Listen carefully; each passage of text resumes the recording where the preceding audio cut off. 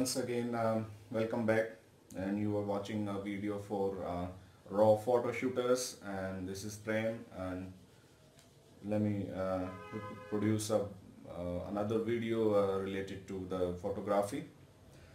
So currently I have a D33 Nikon camera, and it's a wonderful series for some starting stuff.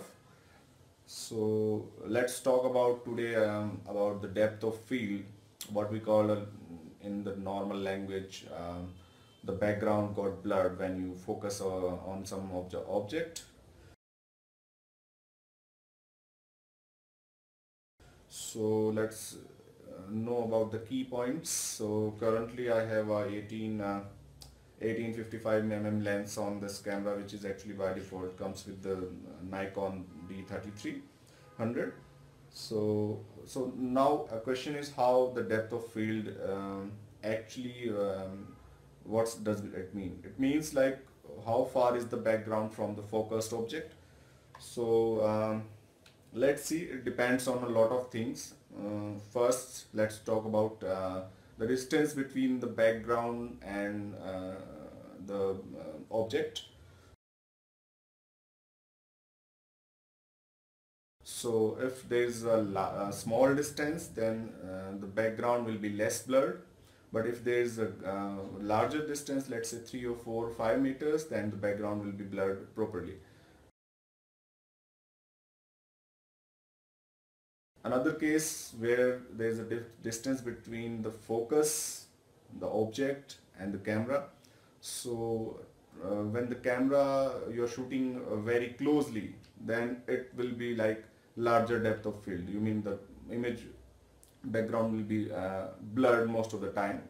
And if you are shooting it away from the object, then camera actually doesn't properly recognize how far is the background, and that's why the depth of field it considered very less. So it depends on the lenses as well. Let's say if you're taking a photograph using this 1855, so there will be less chances the depth of field is may not be so large. But yeah, in case, but I have another lens if I want to show that. So let's remove this one, and okay, so now let's mount another lens which is says 70 mm to 300 mm. It's also a Nikon series. And so now the depth of field actually increases when you are using a large lens. For a smaller lens it's very small, but for a larger lens it's actually large. So it also depends what lens you are using as well.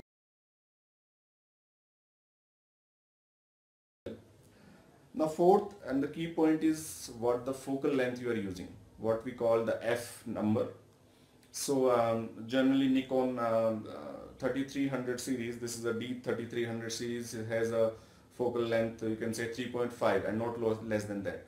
But lesser the this f number is larger the depth of field. So there are certain cameras which bring it down to the 1.8. That's very good depth of field they are providing. So for this lens I can get a depth of field not less than, I think, about 4.5. So let's try put it to the aperture mode, then I will try to no. So actually this lens provide you a depth of field which is 4.5 to 6.3. So but it's very great if you are trying to photograph a portrait and you just want to have a higher depth of field, so you want to do a background more blurred. But same you can actually do with a smaller lens. So the key feature how you can do that, let me tell you.